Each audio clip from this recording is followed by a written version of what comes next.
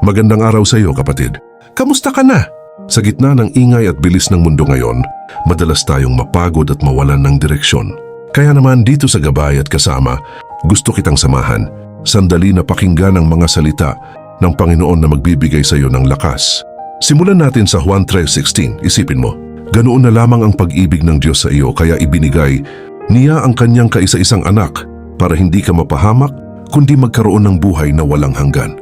Alam mo, hindi ka lang basta aksidente na nandito sa mundo. May plano ang Diyos para sa iyo. Gaya ng sabi sa Jeremias 29:11, mga planong magpapala sa iyo at hindi magdudulot ng kapahamakan, mga planong magbibigay sa iyo ng pag-asa at magandang kinabukasan. Kaya kahit parang malabo pa ang dinadaanan mo ngayon, kumapit ka lang sa Roma 8:28 dahil sa lahat ng bagay, gumagawa ang Diyos para sa ikabubuti ng mga nagmamahal sa Kanya. Kapatid, huwag mong iisipin na kailangan mong maging malakas mag-isa.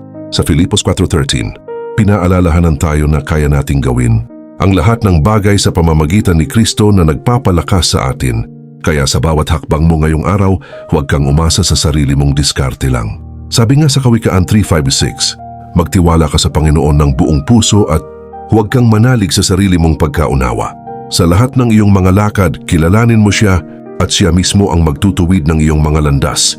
Kapag nakakaramdam ka ng kaba o anxiety, alalahanin mo ang Filipos 4:6, huwag kang mabalisa sa anumang bagay. Sa halip idaan mo sa panalangin na may pasasalamat ang lahat ng hiling mo sa Diyos. Ang kapayapaan niya na hindi kayang abutin ng ating isip ang mag-iingat sa puso mo. At habang naglalakad ka sa mundong ito, huwag kang makiayon sa masasamang gawi sa paligid. Ayon sa Roma 12:2, hayaan mong baguhin ng Diyos ang iyong pag-iisip para malaman mo ang kanyang perpektong kalooban. Tandaan mo rin na ang kaligtasan natin ay isang regalo. Sabi sa Efeso 2:8, naligtas tayo sa pamamagitan ng pananampalataya dahil sa grasya ng Diyos at hindi ito dahil sa galing natin. Huwag kang panghinaan ng loob sa mga nakaraang mali mo dahil lahat tayo ay nagkasala ayon sa Roma 3:23. Pero pinatunayan ng Diyos ang pag-ibig niya sa Roma 5:8 na noong makasalanan pa tayo, namatay si Kristo para sa atin. Kung aaminin natin ang ating mga pagkukulang, tapat ang Diyos na magpapatawad at lilinisin tayo sa lahat ng ating kalikuan. Sabi ni Jesus sa Juan 14, siya ang daan ng katotohanan at ang buhay.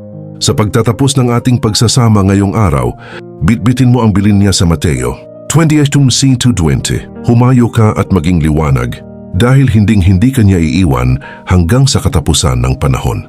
Muli ako ang iyong Gabay at Kasama. Kung naging pagpapala ito sa iyo, huwag kalimutang mag-subscribe at i-share ito sa iba. Pagpalain ka ng may kapal.